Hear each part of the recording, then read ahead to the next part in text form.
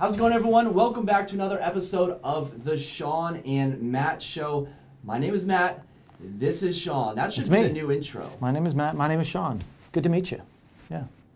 You said my name is Matt. That is Shawn. Yeah, whatever. We got it. We got it. Today is Thursday, July the 16th, and in today's video we're going to be talking about three main topics. One about San Francisco, one about Miami, and then one about New York and DC. So we're basically just all over the map. How's it going today, Shawn? I'm tired, brother. I'm tired, just running. Everything's good, though. I feel like the market here locally, we're seeing a little flood of inventory, aren't we?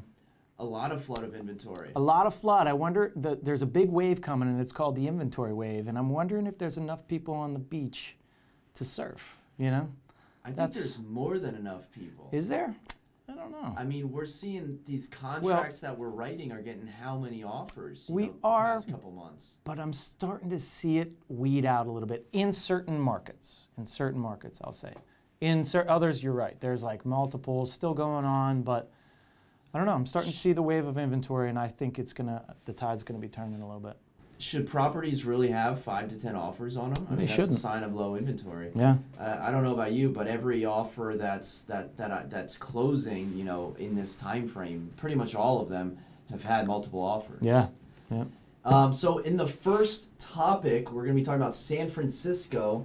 Have you been to San Francisco? I have. Absolutely. Yeah. So over at Pier, I don't know which pier. It's Building 12. It's interesting that in San Francisco, it's like Pier 7, Building Pier 12, 8 with the seals. Like Tower 3. What was it? They just have random letters, words, numbers. Yeah. San Francisco is lifting a building 10 feet because of rising sea levels. This building looks like it's from, well, it'll probably just say it's from 1941, made for shipbuilding, and it's in the part of San Francisco on the east side of it. I guess you'd call that the Bay side of San Francisco. And what they are doing is they are raising it 10 feet over a period of time because the sea level is expected to rise anywhere from 30 to 130 centimeters. They keep going back between feet and centimeters. Yeah, that drives me crazy because we're not centimeter people here. Do you know how many inches 30 centimeters is? No. I had to look it up. I think it's 11. So wait, so 11 inches? Is 30 centimeters. So how many did it say? So 30 to 130. Okay. So if I already lost the math. So 11, so it's 22. basically 1 foot. Yeah. Imagine if the sea level rose 1 foot. 1 to 3 feet, and you're living right? in San Francisco? Yeah. You're done. Yeah. You're done. So in terms of real estate, I mean, this is a coastal city. In San Francisco, they're more on the progressive side of things in terms of getting out in front of natural disasters. You know, you have the earthquakes, man. First you have earthquakes, now you have rising sea levels, and now you have the mass exodus of companies leaving the city. San Francisco, not looking like the best place in the world to live right now, but the reason that we brought it up is, will coastal cities still be as popular in the next, I mean, this has got to be long term because this is up to the year 2100, so that's 80 years.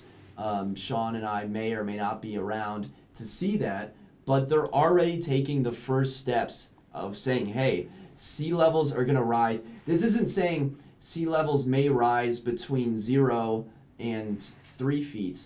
This is saying, okay, well, they're definitely going to rise 11 inches, and they may rise almost 10 times as that. So yeah, so they're preparing for it. They're preparing for it. Are other cities going to follow suit? What will happen to the real estate values in those areas?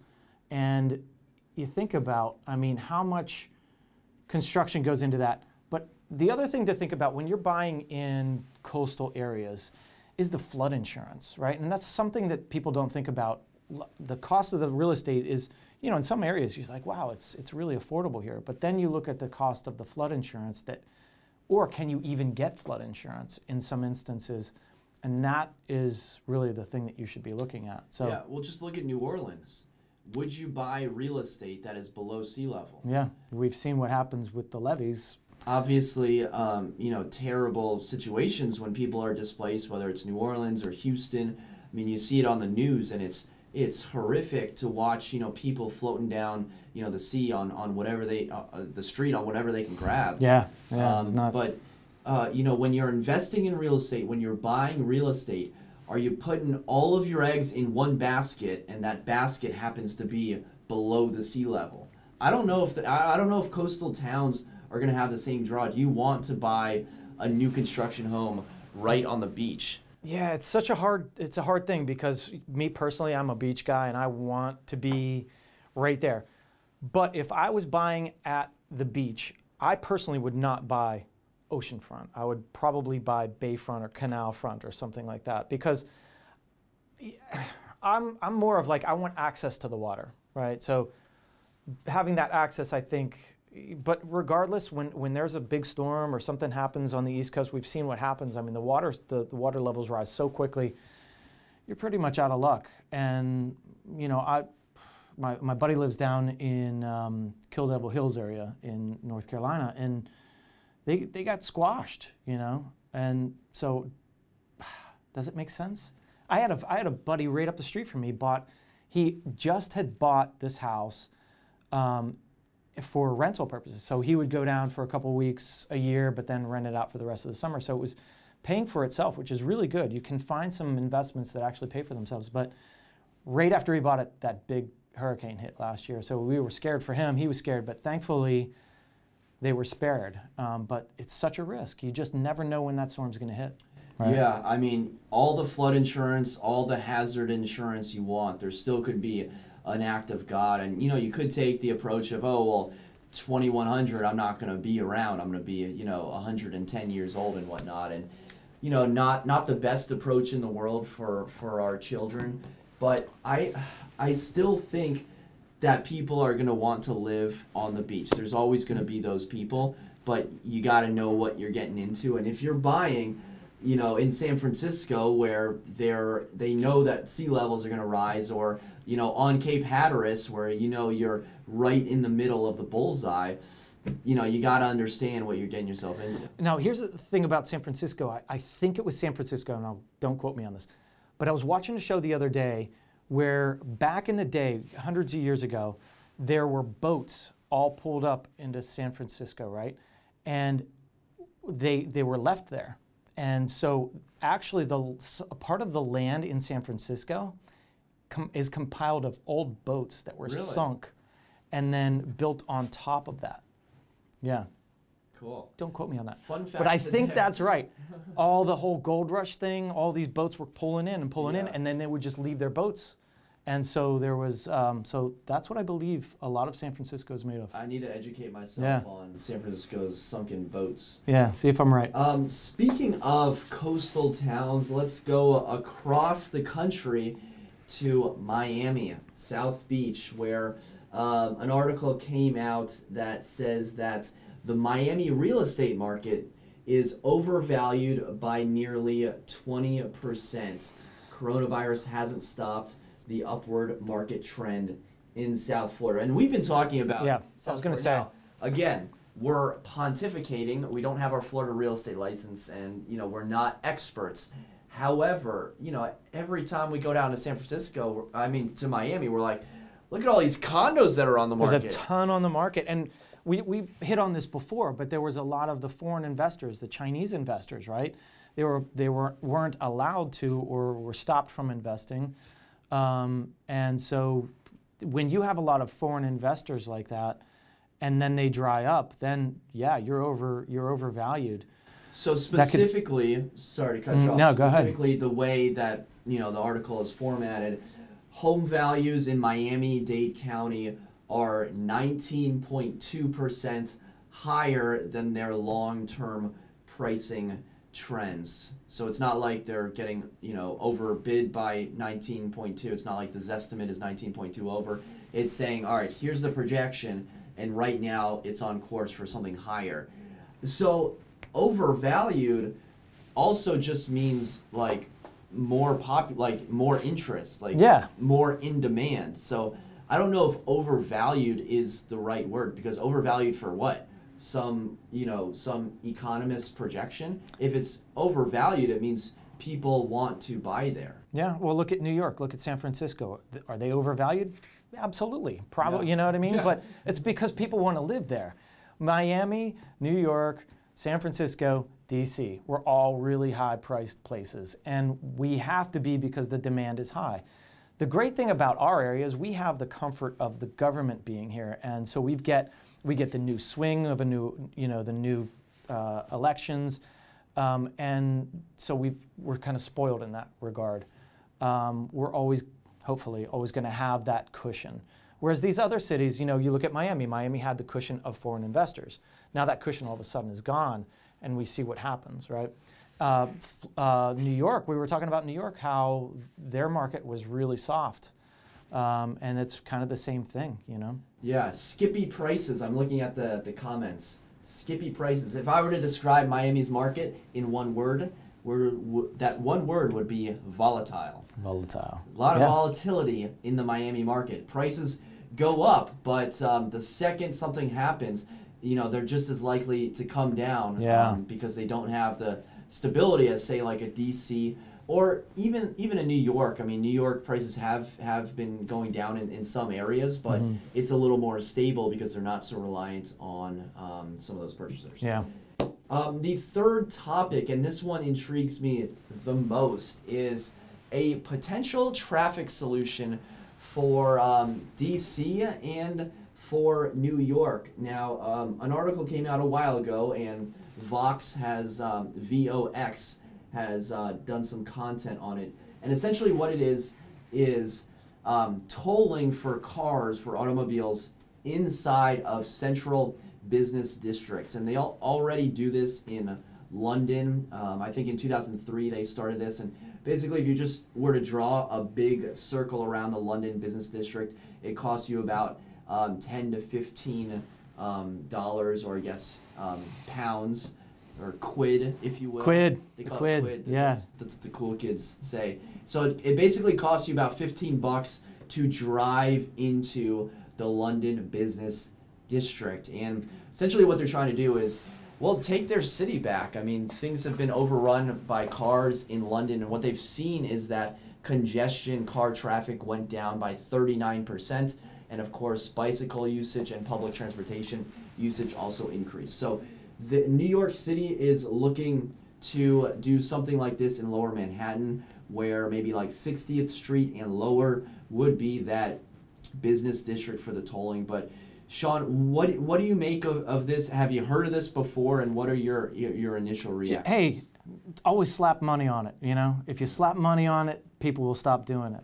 Yeah. But I don't know. I mean, it drives me crazy a little bit because tolling, and I just want to get somewhere, It's not always the right solution in my opinion, but I can see how it can alleviate certain problem areas. You've got some of these cities that are just inundated with traffic. How do you control it? You can't, especially in like Lower Manhattan. The streets are smaller. You're going through some of those smaller alleyways. You don't want a lot of people driving down there. How do you stop it? Well, you tax them, right? I mean, that happened here with Route 66, right? So 66 was never a toll road, for a while, and then they tolled it, and now they're doing it a lot more. So if you're heavy times, if you're going during rush hour, you're going to pay more. And does that alleviate the traffic? Thankfully, I don't drive to work. I don't use 66 that much. So, they've been doing this in other cities too. I know Stockholm does it as well. And Stockholm, everyone bikes, even in the winter. I don't know how they do it over there. But when it comes down to traffic and congestion, I again, not an expert, but what I do know is paving more lanes does not help with traffic. Studies have been done, and there's only so many lanes that you can pave. I know they're doing a new one, on 66. We'll see what happens there. But I mean, if you go to Texas and you look at some of these highways, they're 9 lanes wide, and they're still bumper to bumper, especially in LA. And my belief is, I hate tolls just as much as the next person. But what I hate more than tolls is sitting in bumper-to-bumper traffic. At the end of the day, time is money. And obviously, when the solution is we're going to toll you, we're going to make you pay for something that used to be free, the knee-jerk reaction is, this is anarchy, this is the worst idea in the world. But what we've seen in London is that pedestrian usage is up, public transportation usage is up, and most importantly, private business patronization has not gone down. Oh, that's good. So what a lot of the backlash has been in New York City is that the owners of those businesses are saying, oh, well, no one's going to come to my shop, no one's going to come to my bodega, no one's going to shop here anymore if they have to pay to get here.